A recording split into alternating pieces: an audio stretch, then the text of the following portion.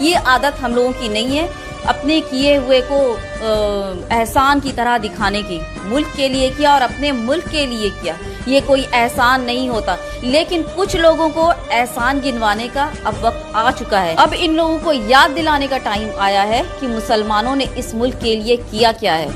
क्योंकि कुछ चीजें ना बोली जाएं तो वो आहिस्ता आहिस्ता धुंधली पड़ती जाती है और हम लोगों ने भी यही गलती की है। लेकिन अब ये गलती नहीं होगी। अब मुसलमानों ने क्या किया है ये बार बार सुनाती जाऊंगी, दिखाती जाऊंगी।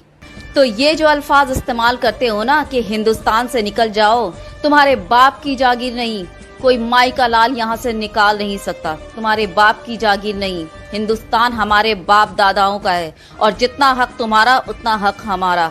कोई हमारे जमीन से, हमारे मुल्क से हमें निकाल नहीं सकता, कोई माई का लाल। चाहे जितना चाहे प्रोपेगेंडा फैला लो, मुल्ले काटो मुल्ले मारो, वो चाहे जितना कर लो, कुछ नहीं होगा। सिर्फ भौंकोगे और भौंक कर निकल लोगे, इससे ज्यादा और कुछ नहीं कर सकते। अब सुनते जाओ और देखते जाओ कि मुसलमानों ने अपने मुल्क के लिए क्या किया है।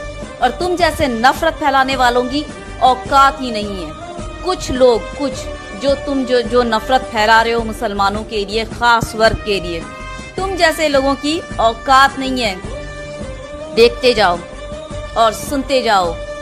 दिमाग हो तो दिमाग खोल कर देखना और कान हो तो कान खोल कर सुनना। वो अलग बात है कि दिमाग में गोबर भरा है, बात घुसेगी नहीं, दूसरे तरह से ही लोगे। लेते रहो, सच जो है वो हमेशा सामने आएगा और आता रहेगा। तुम्हारे बकवास करने से कुछ नहीं होता।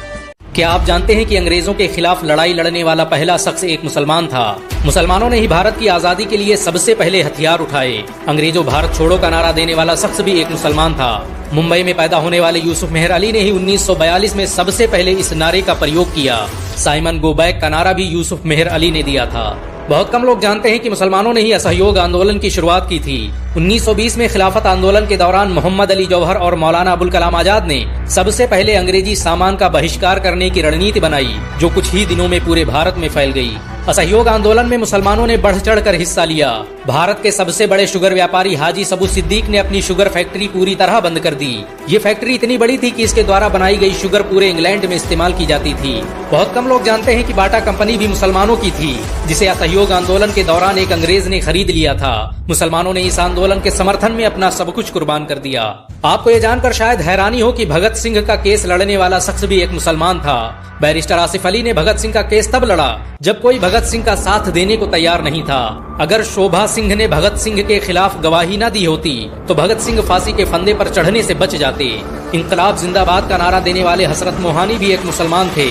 उन्होंने ही भारत की आजादी की रूपरेखा तैयार की थी। इतिहासकारों के मुताबिक 1857 में होने वाले विद्रोह में 50,000 से अधिक उलमाओं को फांसी दी गई और लाखों मुसलमान सरेआम कत्ल कर दिए गए। 1857 में दिल्ली से लेकर कलकत्ता की रोड पर कोई ऐसा पेड़ नहीं था जिस पर मुस्लिम उलमाओं की लाशें न टंगी हों। मुसलमानों ने ही भारत की आजादी के लिए पहली जंग लड़ी। मैसूर के सुल्तान हैदर अली और उसके बेटे टीपू भारत की आजादी के लिए शहीद होने वाले पहले शासक थे। मशहूर क्रांतिकारी अशफाकुल्लाह खान सबसे कम उम्र में फांसी पाने वाले भारत के पहले व्यक्ति थे। औरंगजेब के शासनकाल में अंग्रेज कभी भारत में दाखिल न हो सके। बहुत कम लोग जानते हैं कि जय हिंद का नारा एक मुसलमान आबिद हसन सफानी ने दिया था। ये नारा आज भी भारतीय सेना और शासकीय प्रणाली में सम्मान स्वरूप इस्तेमाल किया जाता है। तिरंगे का निर्माण करने वाली सुरैया तैयब जी भी एक मुसलमान थी। उन्होंने ही भारत के राष्ट्रीय ध्वज। आपको ये जानकर शायद हैरानी हो कि भारत का पहला राष्ट्रीय गीत अजीमुल्लाह खान ने ही लिखा था। बहुत कम लोग जानते हैं कि मौलाना कासिम नानोतवी ने दारुल उलूम देवबंद की स्थापना अंग्रेजों को भारत से निकालने के लिए की थी। इस मदरसे का मकसद देश में ऐसे नौजवानों को पैदा करना था जो भारत की आजादी में योगदान दे सकें। रेशमी रुमाल आंदोलन की शुरुआत करने वाले मौलाना महमूदुल हसन और मौलाना उबैदुल्लाह सिंधी दारुल उलूम देवबंद के ही छात्र थे। मौलाना उबैदुल्लाह सिंधी ने सुभाष चंद्र बोस के साथ मिलकर भारत की पहली अस्थायी सरकार की स्थापना की थी और वह भारत के पहले गृह मंत्री भी थे। आपको ये जानकर शायद हैरानी हो कि मौलाना महमूदुल हसन ने ही 1920 में गांधी को महात्मा का लक़ब दिया। उनका ये नाम इतना मशहूर हुआ कि गांधी पूरी दुनिया में महात्मा गांधी के नाम से पुकारे जाने लगे। महमूदुल हसन ने ही हकीम अजमल खान के साथ मिलकर 1920 में जामिया मिलिया इस्लामिया यूनिवर्सिटी की स्थापना की थी ताकि भारतीय शिक्षा। हिंदुस्तान के मुसलमानों ने अपने देश के लिए और भी बहुत सारी कुर्बानियां दी हैं और बहुत सारी चीजें की हैं और इस तरह की वीडियो और भी लाती रहूंगी, और भी हैं मेरे पास। तो आखिर में बोलने का मकसद ये है कि हिंदू मुस्लिम जो भी हैं, सब धर्म एक साथ मिलकर चलो, क्योंकि देश की हालत बहुत खराब है। इस नफरत के चक्कर में और भी डूबती जा रही है। सच में अगर मुल्क की भलाई चाहते हो और देश की भलाई चाहते हो तो सब मिलकर